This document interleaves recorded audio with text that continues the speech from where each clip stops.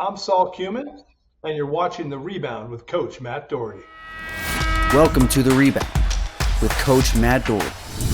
Welcome to The Rebound. I'm Matt Doherty, and I will be your host. On this show, we focus on the topic of leadership and overcoming adversity in an open and raw kind of way.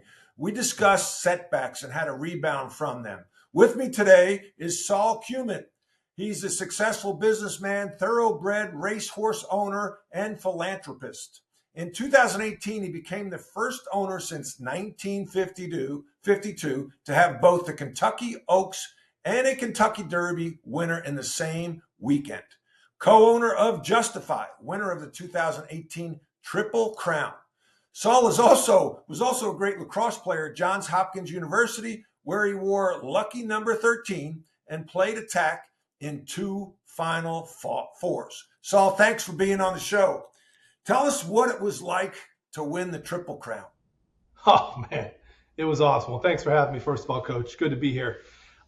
Triple Crown was, it was unbelievable, right? It was one of those, it's a big buildup, right? So you win the first one and you're excited, and then you go to the second one and it's 2 weeks later. So it happens pretty quick.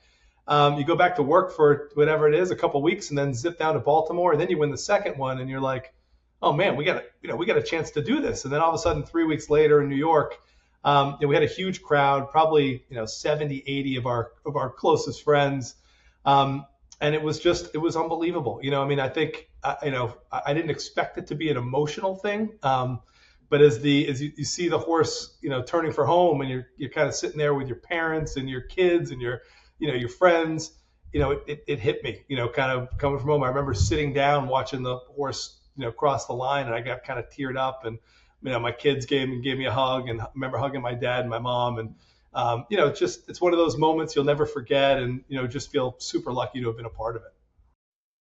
Why horse racing? I mean, you've had massive success on Wall Street, hedge funds, and then all of a sudden you get into horse racing, and I think 4 years later you win your first race. Tell us about that. Why did you get into horse racing? Yeah, it was kind of random, actually. I had never, I grew up in Worcester, Mass, kind of blue collar. Had never been to the track twice in my life, and that was, at Hopkins, going to the Preakness if we were able to get a bye during the NCAA tournament. So didn't really know anything about horses. I had a close friend of mine that grew up in Saratoga about 10 years ago now, and had said to me, "Look, I think you'd really like this. There's a kind of a deal element, right? Each horse has a P&L, and you buy it for a price, and it costs X to run. And, I think you'll like that element because you're competitive. There's going to the races with your buddies that I've got a bunch of friends, and thought that'd be fun for me. And then, the family part. He's like, I think your kids would love this. They were young at the time. And so we tried it. There was 4 of us that sort of got into it together. We cobbled together some cash and ended up buying, I think, 4 horses in the first crop, and got really lucky day one with one horse that we had named after my wife called Lady Eli, and that horse, which was great, and it that sort of started us. We went on a journey with her and saw the highs and the lows, and that was honestly what got us hooked. So your wife's name's Elizabeth, right? So Lady Eli. Right. What's the risk of naming a horse after your wife and it not being successful? I just got to ask about potential fallout, because you're all about managing risk with Wall Street and horses. You've had to go in, like, how do I mitigate risk in naming a horse after my wife? I'd say at the beginning, I didn't think about the risks, right? I just thought, let's roll with it. Since then, I've named a lot of horses after a lot of people. There's been, fast individuals that have had slow horses named after them, and vice versa. So there's no correlation to the speed of the human and the animal. But it's fun. I actually name them after people all the time, because I think it's, it makes it enjoyable. They get excited about it. They'll come to the races, and we've had some good luck that way. So it's been great. It's very inclusive, right? And that's leadership. And I love to talk leadership on this show. You've been part of great teams at Hopkins, great teams on Wall Street. How did you go about creating a team of investors? Because you kind of went unique. You had a syndicate, if you will, of investors to buy in on horses. So you got a lot of rich people A lot of rich people have big egos. How do you bring people together and create a culture and a team to do the best to put your syndicate in position to win? Yeah. So we kept it small, right? I mean, I think that there are many successful syndicates out there that have tens and twenties and fifties, and in some cases thousands of people that invest in it. We did it with four buddies. We're each 25% each. We split it evenly. They don't know quite as much about the racing, so they leave the decision stuff up to me, and it's been great. I think you've got to make sure that when they're there, everybody feels involved. You have to really communicate and make sure people feel like if they have an input on something, they can share it. With this group, it's a little bit different than maybe a business, because I think most of them tend to be a little bit more passive. They love to go to the races on the big days. They like to follow it, but they're not quite as involved in trying to drive the decision and direction. What we have done is hire a few really good people to help us and work with us. And when you talk about leadership, I think part of it is finding good people and letting them drive the direction a bit, right? You're there to help and make sure it stays on track. You're there to come up with ideas. Some are good, some are bad, and they're and if you enable them to make decisions, they can push things in either way and not be afraid to fail and not be afraid to try different things. And we've done that. We found a good team of people that we trust and have given them a lot of autonomy to help us. So you mentioned some ideas that worked out well, some failed. What were some of the failed ideas? Oh God, we've had lots. It's having certain people buy horses. We've bought in different geographies. We've been pretty successful buying horses out of France. We've been less successful buying them out of Ireland and England. Those horses are probably drinking. Yes, listen, I don't want to, Coach, I don't want to, The consumption of alcohol probably impacted those horses. I'm allowed to say that since I'm Irish. Yeah, I'm gonna let that go. I'll let that go. But it might have been the people drinking that were picking the horses out. That might have been part of it too. But we'll see. So there's been lots of stuff, right? And we constantly make mistakes. It's running horses in places that they're not supposed to be run. So sometimes you have a 2-year-old that wins and you get excited and think, oh wow, let's go to the top race instead of letting them progress. And you make that mistake a few times and then you realize. So we make mistakes. We make them every week. And then we try to sit down every couple of weeks and go through and say, all right, like what do things look like? I mean, one of the things about the sport that's interesting is there's a lot of data that's available for people, and it's probably just like professional sports. And now you see in professional sports, people are using the data. Years ago, people really weren't. And so horse racing, I think people are still behind using data. And so we use a ton. We use it for having certain people pick out a certain type of horse. For trainers, most people use a trainer or two. We have, I think, 18 different ones we use because we don't think every trainer is great at training every type of horse. So we look at all their statistics and try to pair the horses with the right people. So and then we make mistakes doing that as well. So we're always trying to tweak things. Well, we've got about a minute and a half before break, but I want to dive deeper into the analytics because I worked in the NBA. And it was when, and I was coaching college basketball when Billy Beane came out with Moneyball. And I wanted to see how that translated to basketball. And part of it did, not all of it, because it's two different sports.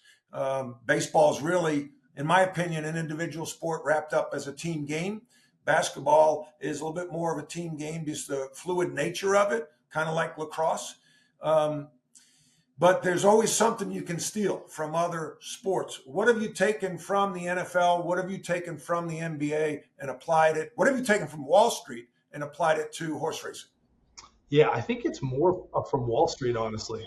I feel like with the racing, a lot of it it's similar to Wall Street. A lot of it is a bet on people, right? I mean, it's a bet on, look, if I'm going to go to a yearling sale and look at a bunch of horses, I have no skill. Right. I mean, I add zero value. If I go look at a 2-year-old sale, I have maybe a tad bit more value because I can see them move. But also, I mean, I have no value.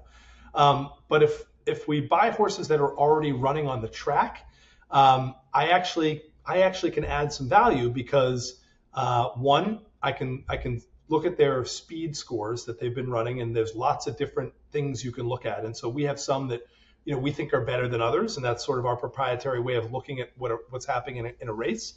Um, and then we can also do lots of diligence, right? We can talk to the jockeys and the agents that have ridden the horses. We can go back and talk to the farms where the horses were broken. So we can, put a mosaic together and have a lot more information. And then we don't mind paying a little bit more because we know a little bit more and the horse is further along. And so that was really the first thing that we did. And that's just like the hedge fund business, right? For us, we're trying to get as much information as we can about a company, and we'll do channel checks and try to talk to the channel and different things where we have more information, where we're just not like everybody else who's going to buy the same unraced horse. So that would probably be the first thing that comes to mind. I love it. We're going to go to break. And when we come back, Saul's going to discuss the most significant rebound of his career. The Rebound is sponsored by Sector Spider ETFs, a unique family of exchange-traded funds that divide the S&P 500 into 11 sector index funds. You can buy just the sectors you like or customize the S&P 500 by weighting the 11 sectors to meet your financial objective. Please visit them on the web at sectorspiders.com. That's sector, SPDRS.com. Alps Portfolio Solutions Distributor, a registered broker-dealer, is the distributor for the Select Sector Spider Trust.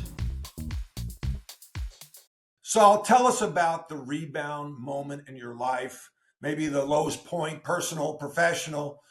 What was it, and how'd you rebound from it? Whew. I'd say it's interesting. It wasn't. I was on my way to full failure without getting quite there because somebody probably, someone helped me at the right time. I had always wanted to work on Wall Street. I had interned kind of as much as I could while I was in college in the summers. I got a job offer. I started about a couple weeks after I graduated from college, and I was coming off a couple of Final Fours and feeling good about myself, moving to New York City.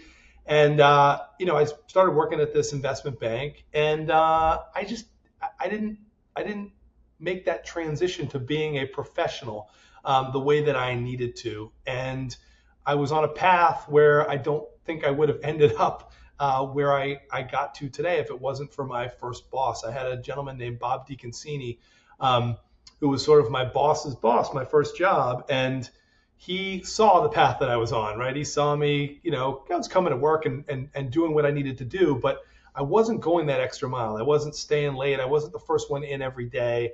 I was, going out on Thursday night and coming in, not the way that I should have been my first job on Friday morning. And it was obvious. And, he pulled me into his office about 6 months into the job, and he laid into me. And he laid into me for a while, actually, pretty consistently for those next couple of months, really teaching me about, paying attention to detail and how you only have your reputation once, and how you, if you don't work harder than everybody else around you, there's no way you're going to go where you want to be. And he knew that I had aspirations for myself, but I was on a path that I never would have gotten there if it wasn't for this first boss. So he just, sort of rode me and consistently gave me feedback. And then it kind of clicked with me pretty quickly, after that. And sort of in that second year, while I was on my way to making lots of mistakes, and I was making them along the way, I just sort of snapped out of it. I realized the opportunity that I had. I started being the first one in every day, the last one to leave. I started understanding what paying attention to detail meant. And how the mistakes that you make might seem small, but they can have big repercussions. And he was just an unbelievable mentor to me. And really ever since then, my work ethic, in the office has just always been pretty strong. I always have him in the back of my mind. And today I've got interns and lots of junior people that have worked for me. And, I feel like I'm giving them that same speech that Bob gave me many times. And it was really helpful for me. I love this stuff. Were you that way as a player? Like, you achieved great success as a player. You an attackman at Hopkins, 2 Final Fours. So were you in college? Were you arrive to practice early, stay late kind of guy? Attention to detail on the lacrosse field? I always worked hard. And I kind of have more time to reflect on this today than I did at the time. I think my teammates would describe me as someone that worked hard. I started playing lacrosse late. I picked up a stick for the first time in ninth grade, and I was a goalie the first 2 years. Right, really? So I always had a lot to work on, and so I did work hard. Since I've been gone now, and I've got a lot of exposure to these kids that are at Hopkins today. I'm one of the heads of the lacrosse advisory board and on the board of the school, so I'm back there all the time. And I feel like, I look back and we were good enough to win a national championship at least 2 of my 4 years in college, and I definitely have regrets. I didn't dog it. I worked hard, but I could have worked harder. Our whole team could have. I think that balance of having a good time in college, which we did, with always being able to be a professional on the field and work hard, and I think we were probably somewhere in between. And I know all that stuff shapes who you are, but if I had a chance to go back, and when I get a chance to talk to these guys, I always tell them, listen, you only get one chance at this. I wish somebody had told me that. I wish someone had pounded, this is it. Like, it's 4 chances and that's it. And it makes me sad that we didn't get it done, because we definitely were good enough. Yeah, no, I love the story of Bob DiConcini.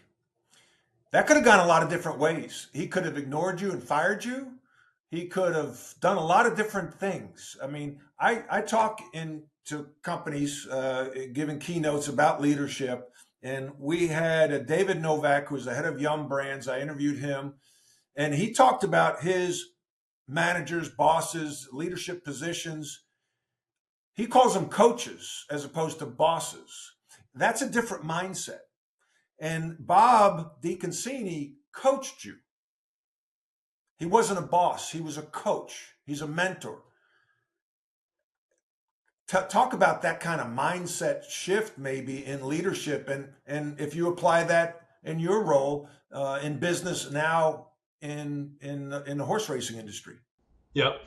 Yeah. I mean, look, I was lucky to find somebody like Bob who looked at things that way, who looked at young people and said, if I spend some time with this person, I see some talent, and I can help. I can help it come to fruition in some ways.